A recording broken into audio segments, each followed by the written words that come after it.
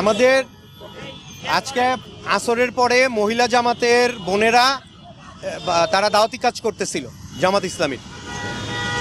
ওই অবস্থায় ওই গলিতে কিছু উশৃঙ্খল কিশোর গ্যাংয়ের সদস্য তারা এই মহিলাদেরকে উত্ত্যক্ত করেছে।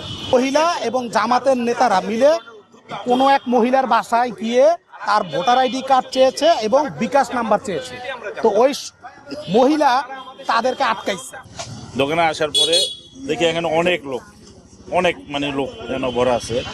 তো এর মাঝখানে দিয়ে এন কথা বলতে আছে, কথা কাটাকাটি করতে আছে। এর ভিতরে এন দুই পক্ষ কথা কাটাকাটি। হ্যাঁ, সবাই পুরুষ, এন কোনো মহিলা ছিল না তখন। আমি যখন মাগরিবের 10 মিনিট আগের কথা বলতেছি, তো এই লাগিয়ে দিচ্ছে দুই পক্ষ মারামারি লাগছে। তো জামাত এরা টিকতে না পারে আশ্রয় নিচ্ছে মসজিদের ভিতরে। ওই সময় মাগরিবের আবার আজানও দিয়ে দিচ্ছে।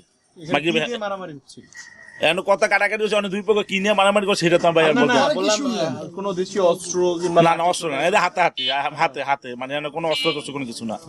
আপনারা তো এটা করতে পারেন না। এই অবস্থা করতে করতে যে বিল্ডিং এ আটকাইছে ওই বিল্ডিং এর গেট পর্যন্ত চলে আসছে মসজিদের পাশে। পরবর্তীতে ওখানে অনেক লোক জড়ো হয় যে আপনারা তো কোনো জায়গায় এই বিকাশ নাম্বার নিতে পারেন না, ভোটার আইডি কার্ডও নিতে পারেন না। তো এইটা বলার পরে ওখানে যখন তর্কাতর্কি হয় তখন আমার সভাপতি আর ওই যে নয়ন ভাই ওনারা আবার ওখানে নামাজ পড়তে যাচ্ছিল, যে মাগরিবের নামাজ পড়বে, আসরের নামাজ পড়বে যাচ্ছিল, দেখে যে এই ঝামেলা। তখন উনি যায় ওখানে বলে যে আপনারা তো এটা করতে পারেন না, 22 তারিখ পর্যন্ত নির্বাচনী প্রচারণা বন্ধ, তো আপনারা এটা কেন করছেন? তো ওনারা বলে যে আপনারা বাধা দেওয়ার কে। এটা নিয়ে ওনাদের সাথে একটা তর্কাতর্কি হয়। আমি আবার করইতলা প্রোগ্রামে যাব, বের হয়ে দেখি ঝামেলা। তো আমি যে দুই পক্ষরে বুঝে পাঠাই দিছি এবং জামাতের যারা ওনাদেরকে বলছি দেখেন আমরা নিজেরা কোনো প্রচার করি না, সরকারের নিয়ম মানতেছি। তো আপনারা তো সিনিয়র, আপনারা কেন এটা করছেন? আবার মানুষের পার্সোনাল বিকাশ নাম্বার কেন নিচ্ছেন? এটা তো ভোট কেনার রাজনীতি না। তো ওনারা অনেক কথাবার্তা বলার পরে সরি বলছে আমাদের কাছে যে ভাই ঠিক আছে, এটা ভুলে হয়ে গেছে, এরকম আর হবে না। তো আমরা আবার চিনি ওনাদেরকে, তো বলছি কাকা আপনাদেরকে তো আমরা চিনি, আপনারা গোপনে এইগুলা করেন, এটা তো খারাপ। এইটা বলে আমরা ওনাদেরকে না করে চলে গেছি আমরা একটা প্রোগ্রামে যাওয়ার পরে এখান থেকে কিছু বাড়িওয়ালা আমাকে ফোন দিছে যে মিলন তোমরা যে ওখানে ওনাদেরকে বাধা দিছিল আর ওনারা অনেক লোকজন নিয়ে এখানে জড়ো করতেছে। তো আমি বললাম যে এমন তো কোনো ঘটনা ঘটে নাই, ওনারা এখানে লোক আনবে কেন? তো পরবর্তীতে মাগরিবের একটু আগে আমরা এখানে আসার পরে আমার সাথে 10-12 জন লোক ছিল। আমি ওখানে যাই দেখি অনেক লোক, প্রায় 100-200 লোক। তো আমি বললাম ভাই আপনারা কারা, কোথা থেকে আসছেন? পরে কথা বলেন। আমি ভাই আপনারা কোথা থেকে আসছেন, এত লোক কারা? আর আপনাদেরকে তো আমরা এলাকায় চিনি না, আপনারা কারা? আপনারা কি জামাতের? কয় না আমরা জামাতের না। তো পরবর্তীতে কথা বলতে বলতে কেউই স্বীকার করে না, ওনারা অনেক জড়ো হয়। তো আমি ভিতরের রোডে ঢুকে গেছি, দেখি ভিতরের রোডে অনেক লোক। এই ঘটনায় পরে যাওয়ার পরেই পিছনে আমাদের দুইটা ছেলের গায়ে তারা অ্যাটাক করে বসে।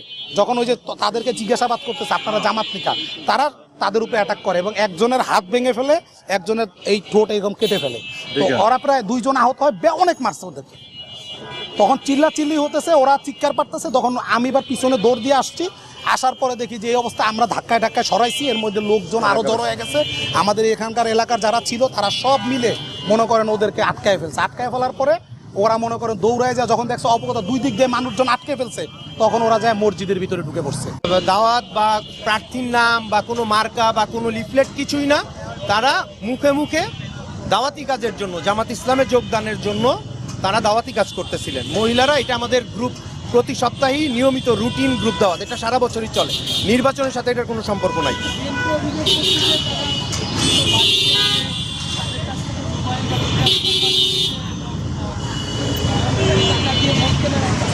এটা সত্যও না এবং সর্বৈব এটা মিথ্যা কথা।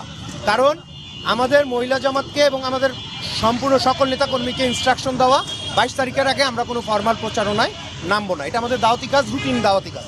সেই দাওয়াতি কাজেই তারা হয়তোবা মনে করেছে, সেই মনে করা থেকে তারা আমাদের মহিলাদেরকে উত্ত্যক্ত করেছে এবং উত্ত্যক্তর মাত্রাটা এত বেশি ছিল, এক পর্যায়ে একজন সাধারণ মুরব্বী, তার বাড়ি পাশেই, উনি ওদেরকে এখান থেকে বিতাড়িত করেছেন। এখানে আমাদের কোনো লোক ছিল না। মহিলারা ভীত সন্ত্রস্ত হয়ে আমাদেরকে জানানোর পরে আমরা কিছু লোক গিয়ে তাদেরকে নিরাপদ আশ্রয়ে সরিয়ে দিই। এরপরে আমরা নামাজে যাওয়ার জন্য, মুসল্লিরা যখন মাগরিবের আজান হয়ে গেছে নামাজে ঢুকছি, ওই সময় তারা নামাজ আজানের পরে আমাদের উপরে অতর্কিত হামলা করেছে। ওই মুহূর্তে একজন মুরব্বী, ওখানেই বাড়ি, উনি এই কিশোর গ্যাংয়ের লোকদেরকে এখান থেকে বিতাড়িত করছে, ধমক দিয়ে পাঠিয়ে দিছে। মহিলাদেরকে ওই মুরব্বি সেভ করে নিয়ে আসছে। এর মধ্যে মহিলারা আমাদেরকে খবর দিয়েছে, আমাদের মা বোনেরা আমাদেরকে খবর দেওয়ার পরে আমরা ওখানে উপস্থিত হয়েছি। আমাদের মা বোনদেরকে আমরা নিরাপদে বের করে নিয়ে এসেছি। এর মধ্যেই মাগরিবের আজান দিয়েছে, আমরা ওই আল মোবারক মসজিদে নামাজের জন্য সবাই ঢুকতেছিলাম। এই অবস্থায় অতর্কিত 150 থেকে 200 তারা হই হই করে লাঠি সোটা মানে দেশীয় অস্ত্র যা আছে সব নিয়ে তারা মসজিদের ভিতরে মুসল্লিদের উপরে হামলে পড়ছে। মাগরিবের নামাজ হইতে দেয়নি ওখানে তারা। আজকে মাগরিবের নামাজ আল মোবারকে তারা এমনও পরিস্থিতি করছে, মুসল্লিরা ভয়ভীতি পেয়ে গেছে, সাধারণ মুসল্লিরা, এবং এলোপাতারি তারা মারছে এবং মসজিদের গেটের মধ্যে পাহারা দিয়ে দাঁড়ায় দাঁড়ায় থেকে তারা মারছে। মসজিদের বাইরেও তারা মানুষকে ইনজুর করছে, মারছে। আমার আপন ছোট ভাইকে তারা তাদের রাজনৈতিক অফিস সন্ত্রাসী মিলন, সে বিএনপির পোস্টেড, সে এইখানকার সংসদ সদস্য প্রার্থী যিনি, তার সাথে ওনার ওতপ্রোত সম্পর্ক। সন্ত্রাসী আশরাফ, সে ওখানকার ডিশ ব্যবসায়ী। এর ওই যে মুরব্বী কিশোর গ্যাংয়ের ছেলেপেলেকে ধমকায় পাঠাই দিল যে এরা তাদের ছত্রছায়ায় চলে। তারা গিয়ে ওখানে তাদের নেতাদেরকে বা তাদের যারা লিড দেয় তাদেরকে হয়তো বা কোনো একটা মিস ইনফরমেশন দিয়েছে। সেই মিস ইনফরমেশন তারা যাচাই বাছাই না করেই 150 থেকে 200 লোক দেশীয় অস্ত্র সহ অতর্কিত মুসল্লিদের উপর হামলা করেছে। এটা আমরা এই সংঘর্ষটা আমরা চিন্তাই করি নাই বা আমাদের মধ্যে এই ধরনের কোনো টেন্ডেন্সি ছিল না। একটা বিষয়, আমরা যখন আসরের নামাজ পড়তে যাই, এখানে ভিতরে একটা মসজিদ আছে, এই মসজিদে তখন আমরা দেখলাম এক বাড়ির সামনে 4 জন মহিলাকে ওই বাড়ির মহিলারা আটকাইছে। তো আমরা জিজ্ঞাসা করলাম যে ভাই কি হয়েছে, তো বললো যে এখানে ওনারা আমাদের এনআইডি কার্ড চাচ্ছে, এনআইডি কার্ডের ফটোকপি চাচ্ছে, আর আমাদের বিকাশ মোবাইল নাম্বার যেটা ওই নাম্বারটা চাচ্ছে। তো তারা এটা নিয়ে অপরিচিত, এই মহিলাগুলো এই এলাকার না। তো এই বিষয়টা নিয়ে যখন কথা হচ্ছিল তখন আমি জিজ্ঞাসা করলাম যে ভাই আসলে কি হয়েছে বলেন, বলে এটা। তা বলে না আমরা ভোট চাইতে আসছি।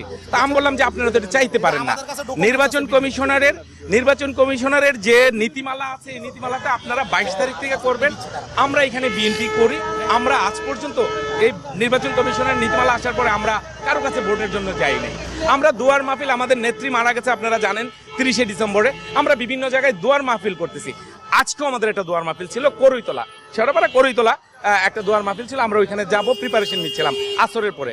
তো যাই হোক, এর মধ্যে জামাতের 4 জন বয়স্ক পুরুষ আসছে, এসে আমার এক বন্ধু আছে এই এলাকার বাড়ির মালিক সমিতির সভাপতি, ওনার নাম আশরাফ আলী, ওনাকে হাত দিয়ে একটা মৌন ধাক্কা দিচ্ছে। তো আমি বললাম যে ভাই আপনি তো ওনাকে ধাক্কা দিতে পারেন না, আপনি ধাক্কা দিবেন কেন?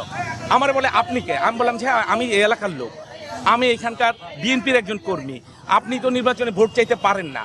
আমরা 22 তারিখে গলাগলি করে ভোট চাইতে যাব, আমরা এক বিল্ডিং উঠবো, আপনারা এক বিল্ডিং উঠবেন। আমরা চাচ্ছি এটা সৌহার্দ্যপূর্ণ পরিবেশে এই নির্বাচনটা, ত্রয়োদশ নির্বাচনটা অনুষ্ঠিত হবে। সংঘর্ষটা আসতেছি এই কথা বলে ওদের যাক ওনাদের সাথে একটু কথা কাটাকাটি হয়েছে, আমরা চলে গেছি।